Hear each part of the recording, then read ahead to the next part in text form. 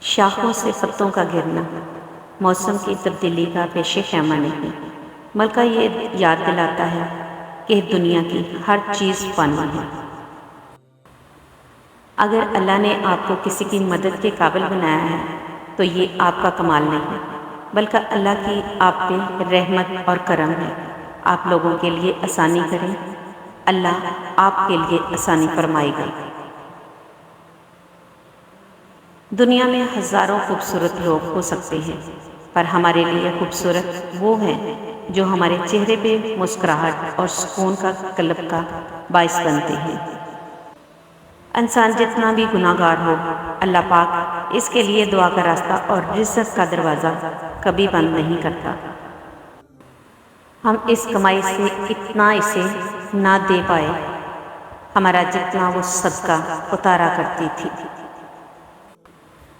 مایوس نہیں ہوں، نہ ہی افسردہ ہوں، بس خاموش ہوں اور اپنے حصے کی خوشیوں کی منتظر ہوں۔ ذلیل کرنے میں اور اصلاح کرنے میں بہت فرق ہوتا ہے۔ اور پھر ایک دن سب کے الگ الگ مکان ہو جاتے ہیں، بہن بھائی ایک دوسرے کے مہمان ہو جاتے ہیں۔ کبھی سیکھنے کے عمل سے دور مت ہو، کیونکہ زندگی ہر وقت سبق دیتی رہتی ہے۔ بیٹی وہ پھول ہے جو ہر آنگن میں نہیں کھلتا۔ اللہ ہر بیٹی کا نصیب اچھا کرے، آمین ثم آمین۔ جب دینے والا رزق کے دروازے کھولے تو اپنا دسترخوان لمبا کر دو، دیواریں نہیں۔ ہتھوڑے کے آخری وار سے پتھر ٹوٹ جاتا ہے، لیکن اس کا یہ مطلب نہیں کہ پہلے وار بیکار تھے۔ حقیقت بس یہ ہے کہ کامیابی مسلسل کوششوں کا نتیجہ ہوتی ہے۔ میرا اللہ مٹی سے کیا کیا رنگ نکالتا ہے۔ خود کو بدلنا سیکھو، سال تو ہر سال بدل جاتا ہے۔ زندگی کو سادہ مگر خیالات کو بلند رکھو۔ مفت میں صرف ماں باپ کا پیار ملتا ہے، اس کے بعد دنیا کے ہر رشتے کے لیے کچھ نہ کچھ چکانا پڑتا ہے۔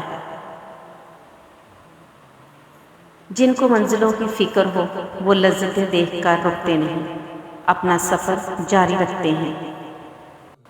دعا کی ضرورت ہو تو کسی انسان کی کوئی نہ کوئی مشکل حل کیا کرو۔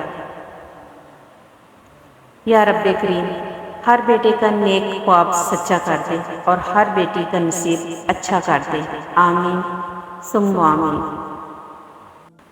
یا اللہ جو سچ تیرے سامنے جھکتا ہو اسے دنیا والوں کے سامنے جھکنے سے بچا، آمین یا رب العالمین۔ کچھ لوگ جب روتے ہیں تو اس لیے نہیں کہ وہ کمزور ہوتے ہیں، بلکہ اس لیے کہ وہ مضبوط رہتے رہتے تھک جاتے ہیں۔ کسی پیاسی چڑیا کو پانی پلا دینا بھی محبت ہے۔ مجھے ایک عورت کو دیکھ کر دکھ ہوتا ہے، جب اس کی ساکھ پر دبا لگتا ہے تو وہ اسے مٹانے کے لیے داڑھی نہیں رکھ سکتی۔